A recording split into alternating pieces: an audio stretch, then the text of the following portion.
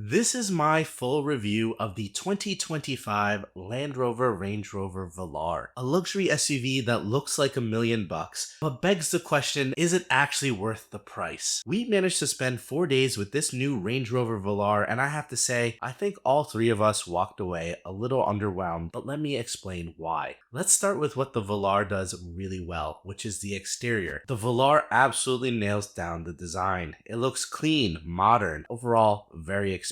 It stays true to the Range Rover styling without stepping on the toes of other SUVs in the lineup. It's also not fugly like the cheaper Range Rover Evoque. Plus, I think overall that Range Rover styling grows on me a lot more than something like the Porsche Macan. For 2025, Range Rover has new LED headlights, a refined front grille, and massive 19 to 22-inch wheels, depending on your trim.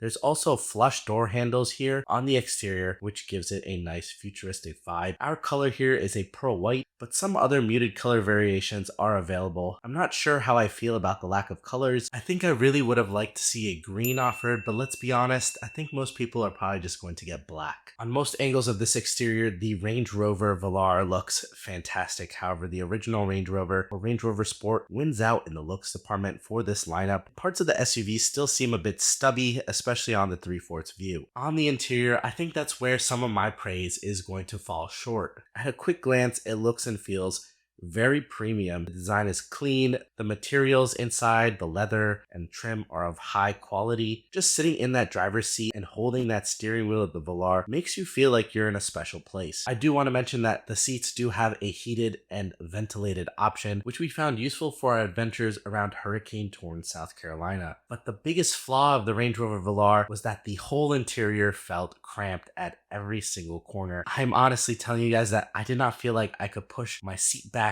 all the way as much as I actually wanted to. And I'm not talking about reclining, I'm talking about actually just like moving the seat back so that my legs could extend and drive at a position of comfort for me. The rear seats were also lacking in legroom and a bit in headroom. And it's nothing egregious, but you would expect for a midsize SUV to have more space than it actually does. Lastly, that cargo space falls short behind other competitors. Yes, you can fold the seats down, but I'm sure many people here are buying an SUV for the practicality of the cargo space and passenger comfort. And the next letdown was the infotainment, and I admit I intentionally was trying to spend a lot of time using the infotainment. One of the biggest updates for the 2025 Velar is this new 11.4-inch floating curved touchscreen, which replaces the old dual screen setup. I do like how they integrated the infotainment into the dash well, but it still has its problems. The system felt a bit laggy, the climate controls are locked behind a touchscreen, and a bit overly complicated, especially if you're the only one in the car driving and you need to focus on the road. And guys, everything is in this screen. I mean, you have the valet mode, the cabin lighting, the navigation, everything. And yes, everything is in the infotainment and touchscreen for most cars, but they went the Tesla styling, which was just giving us the touchscreen and calling it a day. What do you guys think about the trend of putting every single function into a touchscreen and then dousing the entire cabin interior with piano black? Leave a comment down below. Now onto the driving experience. Our Velar was the 2.0 liter 4-cylinder engine with just under 240 horsepower. Range Rover quotes 0 to 60 in 7.2 seconds, but I would not call the drive exciting. As for the curves and the handling, I feel like the steering overall lacked feedback, and that's a bad comment when you're hearing it from an Audi driver of all people. But the car did suit well as a highway cruiser,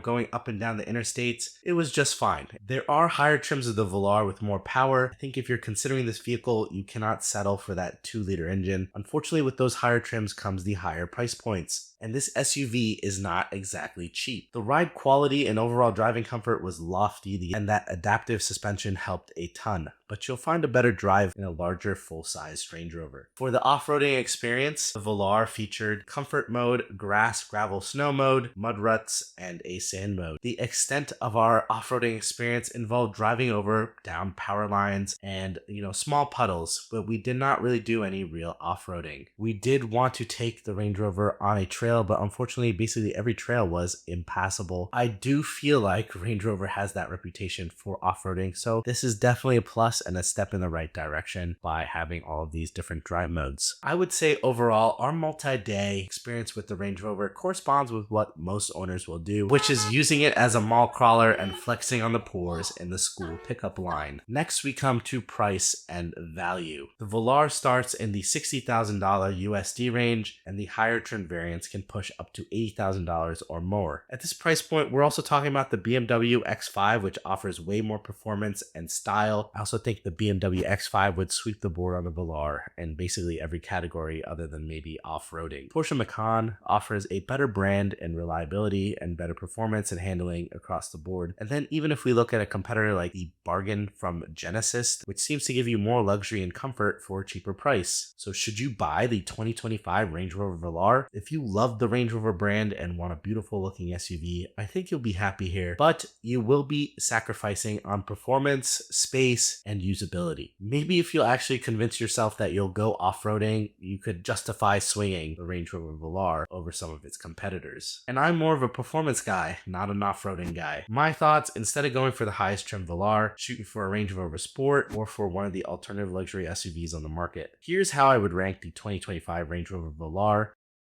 And you guys can check out the entire spreadsheet of every car I've ranked by checking the video description down below. If you guys enjoy luxury car talk or luxury car reviews, please consider subscribing to my channel, Cars of Medicine. As always, stay safe out there. Have a great rest of your day. Bye-bye.